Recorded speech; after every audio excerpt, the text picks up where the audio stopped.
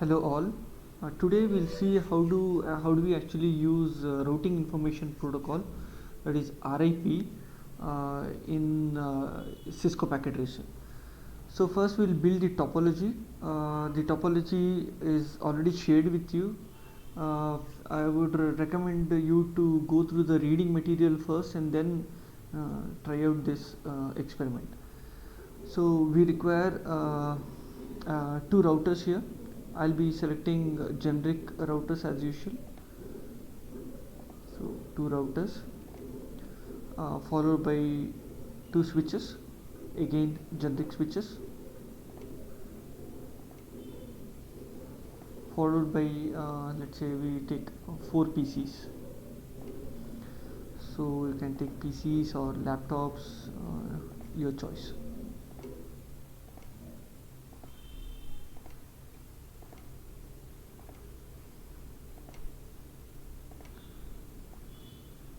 Next we'll connect all these by using automatically choose the connection type.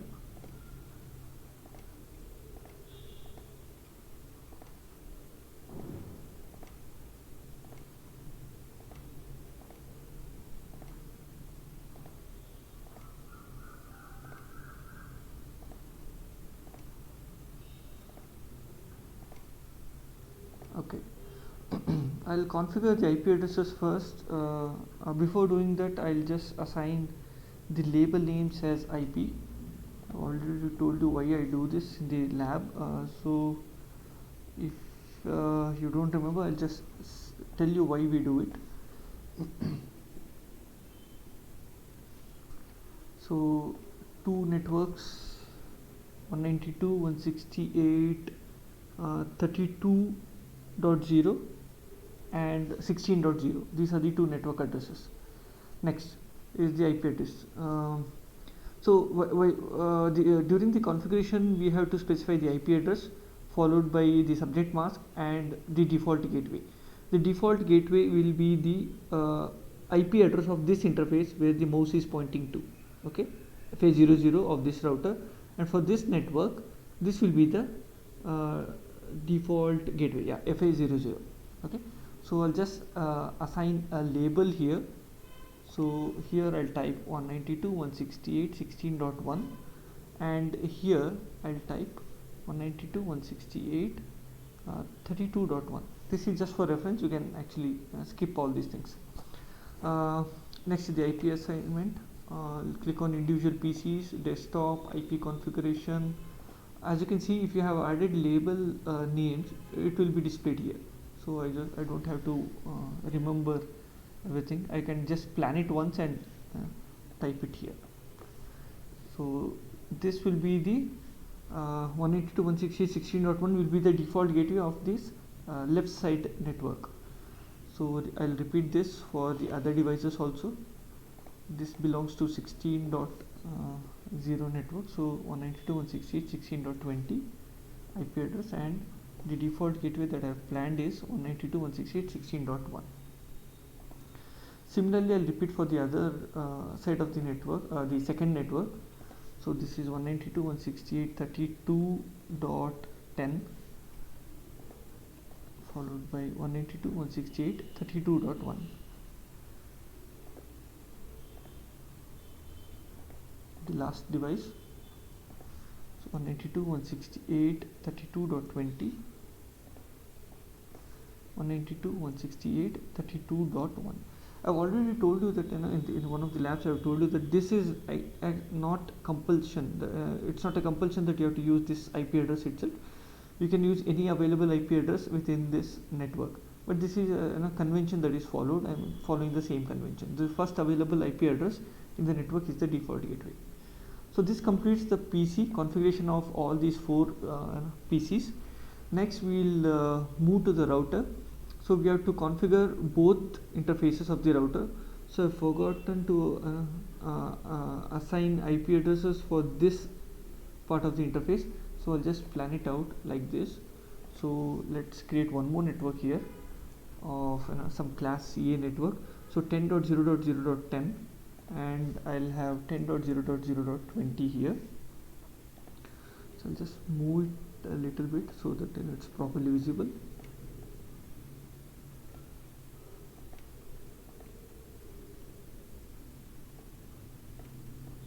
Okay, now is the IP address assignment for the router. So FA00 gets this IP address, and serial interface gets this IP address. So I'll open this config tab. Under config I have FA00. I'll type 192.168.16.1, enable it, do not forget this. And here at the bottom of the page you can see the respective command line interface commands also. So the same operation can be performed using commands. I'm using graphical user interface now. So this part is done. Next is SE20. So open the same router again. So I've planned 10.0.0.10.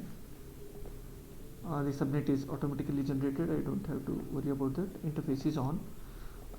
This interface, in spite of being configured, is still red in color because the other part is incomplete. The other end is incomplete. Okay, so we'll go and finish this. So router 1 FA00 and serial interface. Okay, so config FA00 192.168.32.1 subnet. Turn on the interface. Close it. Yeah, this part is done. I forgot this part. I'll repeat this. So serial one. So it's sorry, it's 10.0.0.20. Okay, turn on the interface. Done. So this completes the IP configuration part. We can test the connectivity, whether we can ping from one network to another network. Just open, click on this PC, go to command prompt and type ping space destination IP is 192.168.32.10. So we get this message that destination host is unreachable. This is because the router doesn't know what to do with this packet. In fact, if you can go to the simulation mode, remove all this and just select ICMP and send a packet from this device to this device, and just increase the speed a bit and auto capture. Okay, so it goes to the switch, it goes to the router, and the router doesn't know what to do with this packet. Yeah, so that's why it is failing, and that's why you are getting this message that destination host is not reachable. Okay, so I'll just stop this. We'll come back to the real-time mode. So what do we do? So we can do two things here. So either we can apply a static routing or a dynamic routing. Okay, so static routing is already covered in one of the experiments, so we'll use dynamic routing, RIP, now. So what we have to do is we have to mention all those networks that this router is connected to. So this router is connected to two networks. One is this network, which is 192.168.16.0 network, okay, and this network, which is 10.0.0 network. Okay, so 192.168.16.0 followed by, just press add, followed by 10.0.0.0. okay, and then press add. This is done on router 0. Similarly, we have to do it on the next router.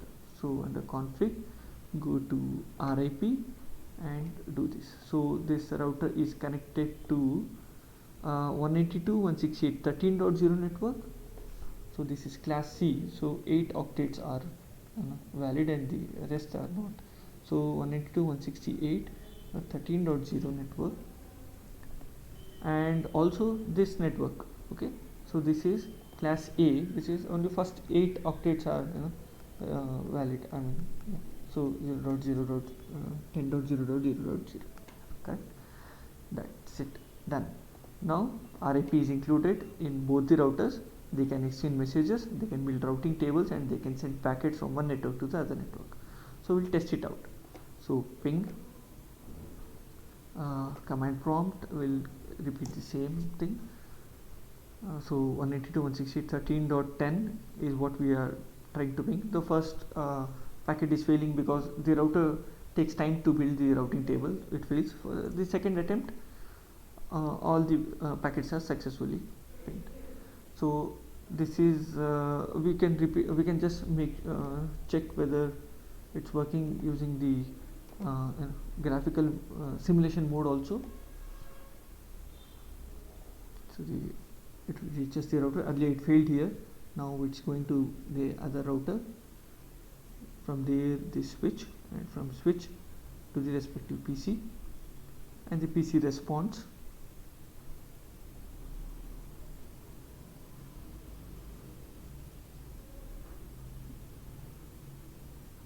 And we get the packet back. Yeah. So this is make sure that all the configurations are complete. First concentrate on the IP configurations and then move to the RIP part. Okay, thank you.